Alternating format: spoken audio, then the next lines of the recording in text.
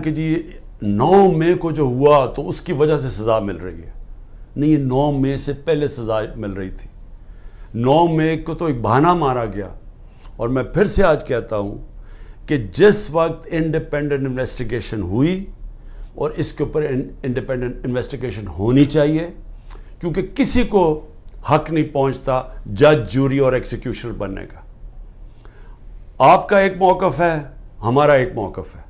ہمارا موقف ہے کہ یہ پورا سیٹ اپ تھا، یہ پوری تیاری تھی، پہلے سے سب کچھ پری پلان ہوا تھا.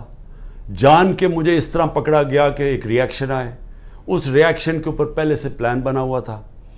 اگر پلان نہ بنا ہوتا تو ایک دم 10,000 لوگوں کو کون پکڑ سکتا ہے 2 دنوں کے اندر، جبکہ پہلے سے لسٹیں نہیں بنی ہوئی تھی، پہلے سے تیاری نہیں تھی، پہلے سے پولیس کو حکم نہیں دیا ہوا تھا کہ تم نے ادھر ادھر جانا ہے. یہ تو پہلے پلان ہوا تھا سب کچھ. اور ہم کہہ کے تھک گئے ہیں کہ کیوں نہیں اس کے اوپر انویسٹیگیشن ہوتی. سب سے پہلے تو پولیس چیف کو پکڑیں. کیا تھا، یا آئی جی جو پنجاب تھا یہ دندناتا پھر رہا ہے، اس کو کیوں نہیں پوچھتے کہ کیا ہوا تھا جب اتنی دیر 2 گھنٹوں کے اندر ایک قافلہ آ رہا تھا وہاں سے لبرٹی چوک سے. اس کو بھی نہیں پوچھا. اور وہ جو سی سی ٹی وی کیمرہ جو 100% لگے ہوئے ہوں گے وہاں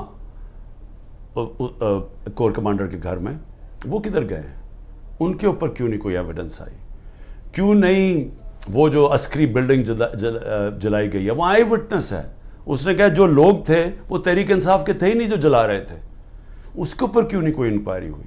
ہمارے اپنے لوگ بار بار کہہ رہے ہیں کہ ایسے لوگ ہم نے دیکھے جو ہم پوچھتے تھے کہ کس پارٹی، ہماری پارٹی کے نہیں تھے، وہ لگے ہوئے تھے آگے لوگوں کو کرنے کے لیے. جہاز چوک میاں والی کے اندر وہ کہ ماچس سے تو نہیں چل سکتا تھا، وہ جو سیبر وہاں لگا ہوا تھا. میاں والے کے لوگوں کو تو بڑا فخر تھا. کون وہ ہمارے آئی وٹنسز ہیں جو کہہ رہے ہیں کہ یہ 3-4 وہاں لوگ آئے تھے اور وہ بھڑکا رہے تھے اور انہوں نے لیڈ کر رہے تھے لوگوں کو، اور وہ پوچھ رہے تھے تم کون ہو.